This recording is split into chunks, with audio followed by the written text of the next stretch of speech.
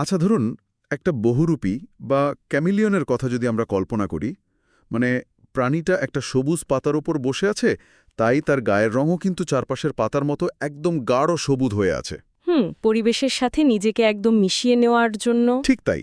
কিন্তু পরমুহূর্তেই সে লাফ দিয়ে একটা শুকনো বাদামি রঙের ডালের ওপর গিয়ে বসল, আর চোখের পলকে তার নিজের গায়ের রঙও বদলে গিয়ে হয়ে গেল ধূসর বাদামি। সে তার পরিবেশ অনুযায়ী প্রতিনিয়ত নিজেকে পরিবর্তন করছে, মানে নিজেকে মানিয়ে নিচ্ছে। প্রকৃতির একটা অসাধারণ ক্ষমতা, তাই না? একদম। কিন্তু এখন যদি বলি যে আমাদের অতি পরিচিত আর বহুল ব্যবহৃত ইংরেজি ভাষাটিও আসলে ঠিক এরকমই একটা বহুরূপী বা ক্যামিলিয়ন। ও, এটা কিন্তু বেশ মজার একটা তুলনা। মানে যারা নতুন কোনো ভাষা শিখতে যান, বিশেষ করে একেবারে নতুনদের ক্ষেত্রে, তথ্যের এই বিশাল ভার আর নিয়মের এই বহুরূপী স্বভাবটাই তো সবচেয়ে বড় ভয়ের কারণ হয়ে দাঁড়ায়। হ্যাঁ হ্যাঁ, মনে হয় যেন এক পা এগোলে দুই পা পিছিয়ে যেতে হচ্ছে। কিন্তু আজকের এই গভীর আলোচনায় আমরা এমন একটা বিষয়ের দিকে নজর দেব যা ভাষা শেখার এই দীর্ঘদিনের ভীতিকে পুরোপুরি বদলে দিতে পারে। আজকের আলোচনার বিষয়বস্তুটা আসলেই খুব চমকপ্রদ। হ্যাঁ, আমাদের আজকের এই বিশ্লেষণের মূল লক্ষ্য বা মিশন হচ্ছে স্প্যানিশ ভাষার মাত্র ৫টি স্বরবর্ণ বা ভাওয়েলিনে একটা জাদুকরী শর্টকাট নিয়ে কথা বলা। আজকের এই আলোচনাটা এমনভাবে সাজানো হয়েছে যা যে কোনো শিক্ষানবিশকে স্প্যানিশ শব্দের উচ্চারণে অবিশ্বাস্য রকমের আত্মবিশ্বাস এনে দেবে। আসলে ভাষার জগৎ নিয়ে ঘাটাঘাটি করতে গেলে এখানকার সবচেয়ে চমকপ্রদ দিকটা হলো আমরা সবসময় অবচেতনভাবে ধরে নিই যে নতুন কিছু শেখা মানেই তা অত্যন্ত জটিল হবে। মানে আমরা ভাবি নিশ্চয়ই সেখানে শত শত নিয়ম আর হাজার হাজার ব্যতিক্রম লুকিয়ে আছে, তাই তো? ঠিক তাই। কিন্তু আমাদের হাতে থাকা ভাষাতাত্ত্বিক বিশ্লেষণগুলো কিন্তু একটা সম্পূর্ণ ভিন্ন গল্প বলছে। ইংরেজি ভাষার সেই বহুরূপী বা বিশৃঙ্খল স্বরবর্ণগুলোর তুলনায় স্প্যানিশ স্বরবর্ণ শেখা আসলে অত্যন্ত যৌক্তিক, সুশৃঙ্খল আর অবিশ্বাস্য রকমের সহজ। একদম তাই। এটি কোনো ফাঁকা বলি বা অতিরঞ্জন নয়, বরং এর পেছনে খুব স্পষ্ট এবং মজবুত একটা ধ্বনিতাত্ত্বিক বা ফনেটিক ভিত্তি রয়েছে। আজ আমরা সেই ভিত্তিমূলটিকেই একেবারে সহজ ভাষায় ডিকোড করার চেষ্টা করব। চমৎকার। তাহলে স্প্যানিশ ভাষার এই জাদুকরী দিকটি নিয়ে কথা বলার আগে আমার মনে হয় আমাদের ওই পুরনো ভীতিটা নিয়ে একটু কথা বলা দরকার। হ্যাঁ, স্প্যানিশ কেন এত সহজ তা পুরোপুরি হৃদয়ঙ্গম করতে হলে প্রথমেই বোঝা প্রয়োজন ইংরেজি ভাষা আসলে কেন এত কঠিন আর বিভ্রান্তিকর। ঠিক বলেছেন। শুরুতেই আমি যে ক্যামেলিয়ন বা বহুরূপীর উপমাটা দিলাম, সেটা ইংরেজির ক্ষেত্রে একদম নিখুঁতভাবে মিলে যায়। ইংরেজি স্বরবর্ণগুলো হলো সেই ক্যামেলিয়নের মতো, যারা তাদের আশেপাশে বসা অন্য অক্ষরগুলোর ওপর নির্ভর করে নিজেদের রূপ বদলে ফেলে। আর এই রূপ বদলানোর বিষয়টা এতই নিয়মিত ঘটে যে আমরা যারা ইংরেজিতে কথা বলে অভ্যস্ত তারা অনেক সময় খেয়ালই করি না ব্যাপারটা কতটা বিভ্রান্তিকর হতে পারে। হ্যাঁ, একজন নতুন শিক্ষার্থীর জন্য এটা রীতিমতো একটা দুঃস্বপ্ন। যেমন ধরুন, খুব সাধারণ ৩টে ইংরেজি শব্দ, ক্যাট, কার এবং কেক। আচ্ছা। এই ৩টি শব্দের প্রতিটিতেই কিন্তু এ অক্ষরটি রয়েছে। কিন্তু উচ্চারণগুলো খেয়াল করে দেখুন। ক্যাট শব্দে এটি উচ্চারিত হচ্ছে অ্যা এর মতো। হ্যাঁ, আবার সেই একই এ যখন কার শব্দে বসছে তখন তার উচ্চারণ হয়ে যাচ্ছে আয়ের মতো। একদম। আর কেক শব্দে গিয়ে সেটাই হয়ে যাচ্ছে এ, মানে অক্ষর একটাই কিন্তু ৩ জায়গায় তার রূপ সম্পূর্ণ ভিন্ন। আমি আসলে বিষয়টিকে একদল ফ্রিল্যান্সারের সাথে তুলনা করতে ভালোবাসি। ফ্রিল্যান্সার বিষয়টা একটু বুঝিয়ে বলবেন? ধরুন, ফ্রিল্যান্সাররা যেমন প্রতিটি নতুন কাজের জন্য, নতুন প্রজেক্টের জন্য নিজেদের কাজের ধরন বা পোশাক বদলে ফেলে, ক্লায়েন্টের চাহিদা অনুযায়ী নিজেদের মানিয়ে নেয়। ও আচ্ছা। ইংরেজির ভাওয়েলগুলো ঠিক তাই করে। ঠিক তাই। এরা যেন আশেপাশের কনসোনেন্টগুলোর সাথে প্রতিনিয়ত আপোস করে চলে।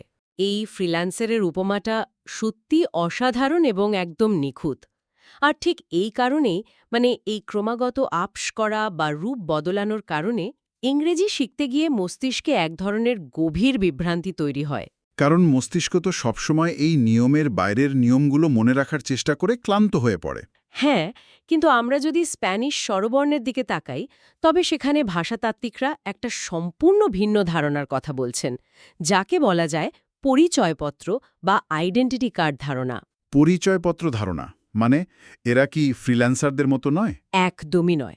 স্প্যানিশ স্বরবর্ণগুলো কোনোভাবেই ফ্রিল্যান্সার নয়, বরং এরা হলো অত্যন্ত বিশ্বস্ত এবং নিবেদিত প্রাণ স্থায়ী কর্মী বা পার্মানেন্ট এমপ্লয়ি। আচ্ছা, মানে এদের একটা নির্দিষ্ট কাজ আছে। হ্যাঁ, বিষয়টা এভাবে কল্পনা করা যেতে পারে যে এই 5টি স্বরবর্ণের প্রত্যেকের গলায় একটা করে স্পষ্ট পরিচয়পত্র ঝোলানো আছে, যেখানে তাদের নাম এবং কাজ খুব বড় করে লেখা, এবং এরা কখনোই কোনো পরিস্থিতিতেই সেই পরিচয়ের বাইরে যায় না। একটু দাঁড়ান, আপনি বলতে চাইছেন এরা কখনোই বদলাবে না? মানে ইংরেজিতে যেমন আমরা লং ভাওয়েল বা শর্ট ভাওয়েলের কথা বলি, স্প্যানিশের কি তেমন কিছু নেই? না, স্প্যানিশে এমন কোনো লং বা শর্ট ভার্সন নেই। এরা শব্দের শুরুতে বসুক, মাঝে বসুক, শেষে বসুক, কিংবা যে কোনো কঠিন কনসোনেন্টের পাশেই বসুক না কেন, এদের রূপ বা উচ্চারণ কখনোই বদলাবে না। মানে ইংরেজিতে যেমন শব্দের শেষে ই থাকলে আগের ভায়োলের উচ্চারণ বদলে যায়, স্প্যানিশে সেরকম কোনো লুকোচুরি নেই। বিন্দুমাত্র নেই। সেখানে কোনো লুকানো নিয়ম নেই, কোনো সারপ্রাইজ নেই। একটা স্বরবর্ণ যে পরিচয় নিয়ে জন্ম নিয়েছে, সে আজীবন সেই পরিচয়ই বহন করবে। এটা তো এক অর্থে অভাবনীয়। মানে যদি এদের রূপ নাই বদলায়, তবে যারা শুনছেন তাদের তো সবার আগে ওই বিগ 5 টুলকিট বা 5টি স্বরবর্ণের আসল রূপের সাথে পরিচিত হওয়া দরকার। হ্যাঁ, কারণ ওই 5টি শব্দ শিখলেই তো কেল্লা ফোতে। একদম। চলুন সেই নির্দিষ্ট উচ্চারণগুলো একে একে দেখে নেওয়া যাক। অবশ্যই। স্প্যানিশ ভাষায় এই 5টি স্বরবর্ণের উচ্চারণ অত্যন্ত স্থির এবং স্পষ্ট। চলুন ইংরেজি উদাহরণ দিয়ে এদের চিনে নেওয়ার চেষ্টা করি। প্রথম স্বরবর্ণটি হল এ। স্প্যানিশ ভাষায় এর উচ্চারণ সব সময় এবং সব ক্ষেত্রে আয়ের মতো হবে। আহ। হ্যাঁ, ঠিক যেমন আমরা ইংরেজিতে ফাদার শব্দটি উচ্চারণ করার সময় যে আ ধ্বনিটি করি, একদম সেরকম। আচ্ছা, তার মানে এটি কখনো কেকের মতো এ হবে না, শুধু আ। এরপরেরটা নিশ্চয়ই ই। হ্যাঁ, দ্বিতীয়টা হল ই। এটি সবসময় এহ উচ্চারিত হবে। যেমন ধরুন, ইংরেজি এলিফ্যান্ট শব্দের শুরুতে যে এ ধ্বনিটি থাকে, এটি ঠিক সেভাবেই উচ্চারিত হবে। বুঝতে পারলাম। এ হলো আ আর ই হলো এ। তাহলে এরপর আসছে আই। ইংরেজির লজিক অনুযায়ী তো এর উচ্চারণ আই হওয়ার কথা, তাই না? যেমন আইস শব্দে থাকে। আর ঠিক এখানে কিন্তু ইংরেজি ভাষীরা সবচেয়ে বড় হোঁচটটা খায়। কারণ স্প্যানিশ ভাষায় আয়ের উচ্চারণ কখনোই আই নয়। তাই নাকি? তাহলে কি হবে? এটি সবসময় ইয়ের মতো হবে। ঠিক যেমন ইংরেজি সি শব্দটিতে আমরা দীর্ঘ ই উচ্চারণ করি। ও আচ্ছা, মানে আই অক্ষরটা দেখলে আমাকে ই উচ্চারণ করতে হবে। এটা সত্যই শুরুতে একটু বিভ্রান্তিকর মনে হতে পারে, কারণ আমাদের মস্তিষ্ক তো ইংরেজিতে চিন্তা করে অভ্যস্ত। হ্যাঁ, কিন্তু একবার আয়ত্ত করতে পারলে বিষয়টা খুবই লজিক্যাল। এরপর আসছে ও। এর উচ্চারণ সবসময় ও হবে, যেমনটা আমরা ইংরেজি বোট শব্দটিতে শুনতে পাই। বোট, ও। আর সবশেষে আসছে ইউ। এর উচ্চারণ সবসময় উ এর মতো হবে, ঠিক যেমন ইংরেজি মুন শব্দে শোনা যায়। আচ্ছা, আমি একটু নিজে নিজে মিলিয়ে দেখি তো। এ হলো আ, ই হলো এ, আই হলো ই, ও হলো ও, এবং ইউ হলো উ। সত্যি কি বিষয়টা এত সোজা? হ্যাঁ, একদম। মানে এর বাইরে আর কোনোই নিয়ম নেই। এগুলো তো অনেকটা মিউজিক্যাল নোট বা সঙ্গীতের স্বরলিপির মতো মনে হচ্ছে। Musical note. হ্যাঁ, যেমন ধরুন সা রে গা মা, যে কোনো গানে যে কোনো স্কেলেই ব্যবহার করা হোক না কেন, সা সবসময় সাই থাকে। স্প্যানিশ ভাওয়েলগুলোও কি সেরকম? বাহ, এটা একটা চমৎকার এবং অত্যন্ত গভীর একটা তুলনা। হ্যাঁ, এরা ঠিক মিউজিক্যাল নোটের মতোই স্থির। আর ঠিক এই কারণেই ভাষাতত্ত্বের এই বিশ্লেষণে স্প্যানিশ ভাষাকে একটা ফোনেটিক মিরর বা ধ্বনিতাত্ত্বিক আয়না হিসেবে আখ্যায়িত করা হয়েছে। ধ্বনিতাত্ত্বিক আয়না? হ্যাঁ, একটু ভাবুন তো, আয়নার কাজ কি? একটা সমতল আয়নার সামনে দাঁড়ালে আমরা ঠিক যা আয়না কিন্তু অবিকল সেটাই প্রতিফলিত করে। সেখানে কোনো কল্পনা, অনুমান বা বিকৃতির সুযোগ নেই। হ্যাঁ, আমি যদি লাল শার্ট পরে দাঁড়াই, আয়না লালই দেখাবে। একদম। স্প্যানিশ ভাষাও ঠিক তাই। কাগজে যা লেখা আছে ঠিক সেটাই উচ্চারণ করতে হবে। এখানে কোনো কিছু অনুমান করার প্রয়োজন পড়ে না। আর এই অক্ষরটার উচ্চারণ এখানে কি হতে পারে, সেটা নিয়ে অযথা দুশ্চিন্তা করতে হয় না। ঠিক তাই। আর ঠিক এখানেই বিষয়টা সবচেয়ে বেশি আকর্ষণীয় হয়ে ওঠে। কারণ ইংরেজির মতো একটা ভাষাকে যদি আমরা আয়না বলি, তবে সেটা তো হবে মেলার সেই ফানহাউস মিরর বা বাঁকা আয়নাগুলোর মতো। হ্যাঁ, যেখানে নিজেকে কখনো খুব লম্বা দেখায়, আবার কখনো খুব মোটা দেখায়। একদম। কিন্তু স্প্যানিশ হলো একটা নিখুঁত সমতল আয়না। এখন মিউজিক্যাল নোটের এই স্থিরতা কিভাবে সম্পূর্ণ একটা শব্দ গঠনে সাহায্য করে, তা বাস্তবে একটু প্রয়োগ করে দেখা যাক। অবশ্যই। আমাদের সংগৃহীত বিশ্লেষণে কাসা শব্দটির একটা খুব মজার উদাহরণ দেওয়া হয়েছে, যার অর্থ বাড়ি। দেখা যায় যখন কোনো নতুন ইংরেজিভাষী মানুষ এই শব্দটা প্রথমবার দেখে, তারা তাদের ওই ফান হাউস মিররের অভ্যাস থেকে একে ভুল করে কেসা বা কাজা উচ্চারণ করে ফেলে। হ্যাঁ, আর যখন তারা এভাবে কথা বলে তখন শুনতে মনে হয় যেন কোনো ভাঙা রোবট খুব যান্ত্রিকভাবে কথা বলছে। একেই বলা যায় অনুবাদের ফাঁদ বা ট্রান্সলেশন ট্র্যাপ। ট্রান্সলেশন ট্র্যাপ মানে তারা ইংরেজি নিয়মটাকে স্প্যানিশের উপর চাপিয়ে দিতে চাইছে। ঠিক তাই। এখানে উচ্চারণের ক্ষেত্রে লেগো ব্লকস বা লেগো ব্লকের উপমাটা খুব দারুণভাবে কাজ করে। ধরুন কেক বানানোর সময় আমরা আটা, চিনি, ডিম সব একসাথে মিশিয়ে ফেলি, তখন কিন্তু আলাদা করে ডিম বা চিনি চেনা যায় না। সব মিলেমিশে একটা নতুন রূপ পায়। ইংরেজি শব্দগুলো অনেকটা সেরকম, কিন্তু লেগো ব্লক দিয়ে যখন আমরা একটার পর একটা ব্লক সাজিয়ে একটা বড় খেলনা বাড়ি তৈরি করি, তখন কিন্তু প্রতিটা ব্লকের রং আলাদাভাবে বোঝা যায়। ও, বুঝতে পেরেছি। স্প্যানিশ শব্দগুলো ঠিক লেগো ব্লকের মতো তৈরি হয়। তার মানে ধ্বনিগুলো একে অপরের সাথে মিশে গিয়ে নতুন কোনো ধ্বনি তৈরি করে না? একদমই না। যেমন ধরুন বানানা শব্দটি, ইংরেজিতে আমরা এটাকে টেনে বা চিবিয়ে উচ্চারণ করি, বা ন্যান আহ এর মতো, কিন্তু স্প্যানিশ ভাষায় এটি ঠিক বা না না হিসেবেই উচ্চারিত হয়। কারণ প্রতিটি এ তার ওই চিরস্থায়ী পরিচয়টি সগর্বে ধরে রাখে। একদম। ব্লকগুলো শুধু পরপর বসে যায়, কিন্তু নিজেদের রূপ একটুও বদলায় না। এই সূত্র ধরে তো আমার মনে হচ্ছে আমি নিজেই এখন যে কোনো স্প্যানিশ শব্দ নির্ভুলভাবে উচ্চারণ করতে পারবো। চলুন একটা পরীক্ষা হয়ে যাক। হ্যাঁ, দেখা যাক। যেমন ধরুন টেবিল, স্প্যানিশে যার বানান হলো MESA। এখন লেগো ব্লকের নিয়ম অনুযায়ী এম এর পর ই আছে, মানে আমাকে বলতে হবে এহ, আর এস এর পর এ আছে, মানে সেটা হবে আহ। তাহলে শব্দটা দাঁড়াচ্ছে মেহসা, মেসা। একদম নিখুঁত উচ্চারণ। আপনার লেগো ব্লকগুলো একদম সঠিক জায়গায় বসেছে। আমি আরেকটা চেষ্টা করতে চাই। ধরুন বই, যার স্প্যানিশ বানান হল LIBRO। এখানে এল এর পর আই আছে, যা ওই যে আমরা আগে শিখলাম ই এর মতো উচ্চারিত হবে। ঠিক। আর শেষে আর এর পর ও আছে, যা হবে ওহ। তাহলে এটা দাঁড়াচ্ছে লিব্রো, লিব্রো। অসাধারণ। আপনি ঠিক যেভাবে প্রতিটি ধ্বনিকে আলাদা করে আবার একসাথে জোড়া লাগালেন, এটাই হলো স্প্যানিশ পড়ার মূল চাবিকাঠি। বাহ, দারুণ তো। আর সবচেয়ে বড় কথা হলো, এখানে ইংরেজির মতো কোনো ঘোস্ট লেটার্স বা লুকানো ভৌতিক অক্ষর নেই। ঘোস্ট লেটার্স বলতে ওই যে ইংরেজিতে যেমন নাইট লিখতে গেলে শুরুতে একটা কে বসে, যার কোনো উচ্চারণ নেই, অথবা সাইকোলজি এর শুরুতে পি বসে, সেগুলোর কথা বলছেন তো? ঠিক তাই। স্প্যানিশে এই ধরনের কোনো ভৌতিক অক্ষর বা বোবা লেটার নেই, যা অযথায় জায়গা দখল করে কিন্তু কোনো শব্দ করে না। যা চোখে দেখা যায় শুধু সেটুকুই স্পষ্টভাবে উচ্চারণ করতে হয়। জলের মতো পরিষ্কার। তাহলে এই পুরো বিষয়টার গভীরে গেলে আসল অর্থ কি দাঁড়াচ্ছে? স্প্যানিশ যদি এতই সোজা হয়, যদি এটা একদম বাচ্চাদের লেগো ব্লকের মতো হয়, আর এখানে যদি কোনো ঘোস্ট লেটার না থাকে, তবে শুরুতে নতুনদের এটা শিখতে এত কষ্ট হয় কেন? এটা একটা খুব ভালো প্রশ্ন। মানে কেন তারা বারবার হোঁচট খায়? আমাদের মস্তিষ্ক কি তবে অযথাই জটিলতা খুঁজতে ভালোবাসে? কারণ আমরা যে বিশ্লেষণগুলো ঘাঁটছিলাম, সেখানে একটা বিশেষ মানসিক বাধার কথা বলা হয়েছে, যাকে তারা নাম দিয়েছেন মডেল মাস্ক। হ্যাঁ, মডেল মাস্ক। আমি এই শব্দগুচ্ছ পড়েছি ঠিকই, কিন্তু এর পেছনের বিজ্ঞান বা মেকানিজমটা আসলে কিভাবে কাজ করে তা পুরোপুরি বুঝতে পারেনি। আমাদের মস্তিষ্ক ঠিক কিভাবে এই মাস্ক বা মুখোশটি ব্যবহার করে? এটা একটা অত্যন্ত গুরুত্বপূর্ণ পয়েন্ট। যদি আমরা একে একটু বৃহত্তর প্রেক্ষাপটে আর মনোবিজ্ঞানের দিক থেকে দেখি, তবে বুঝতে পারব যে সমস্যাটা আসলে স্প্যানিশ ভাষায় নেই।